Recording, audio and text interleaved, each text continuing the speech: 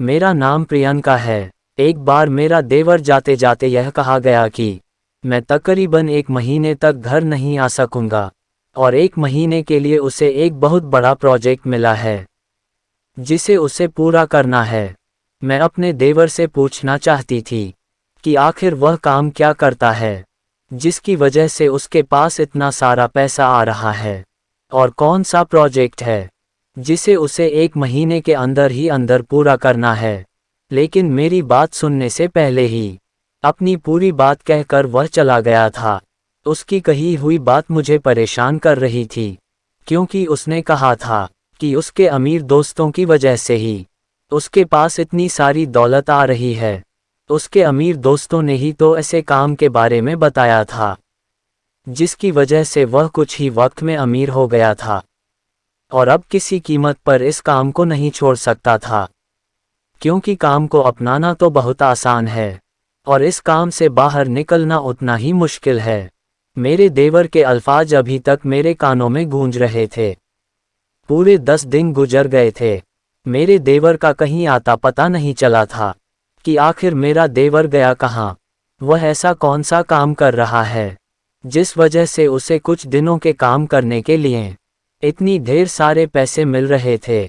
जब 1 महीने के बाद मेरा देवर घर आया तो मैंने उससे पूछा कि आखिर वह इतने टाइम तक कहाँ था, तो उसने बताया कि वह काम के सिलसिले में विदेश गया था।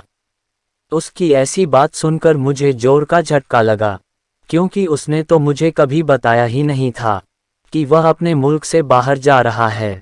वह तो मुझसे हमेशा यही कहता था कि मैं शहर से बाहर जाता रहता हूँ, लेकिन आज जो बात मेरे देवर ने बताई थी वह मुझे हैरान कर गई थी, क्योंकि दूसरे मुल्क जाना आसान काम नहीं होता है। फिर मैंने अपने देवर से पूछा कि तुमने वहाँ 1 महीने तक क्या करा था, तो उसने खूबसूरत सोने का हार निकाल कर मेरे सामने रख दिया, जिसे देखकर मेरी आंखों में चमक आ गई। उस हार को देखते ही उसकी कीमत का अंदाजा लगाया जा सकता था। यकीनन वह हार बहुत महंगा था। मैंने पूछा कि तुम यह हार कहाँ से लाए हो, तो वह कहने लगा कि उसे दुबई के शेख ने तोहफे के तौर पर दिया है। तो मुझे उसकी बात सुनकर बड़ी हैरत हुई। भला इतना महंगा तोहफा कोई बिना वजह क्यों देगा। मैंने अपने देवर से बात जाननी चाहिए, तो उसने कहा आप आम खाओ, गुठलियां मत गिनो। यह हार मैं आपके लिए लाया हूँ। बेहतर तो यही है इसे मेरी तरफ से तोहफा समझकर रख लो। लेकिन मैंने अपने देवर से साफ मना कर दिया और कहा कि जब तक मुझे यह नहीं बताओगे कि तुम करते क्या हो तब तक मैं यह हार नहीं लूंगी। मेरी इस बात से मेरा देवर हैरान रह गया और वह हार लेकर वहां से चला गया।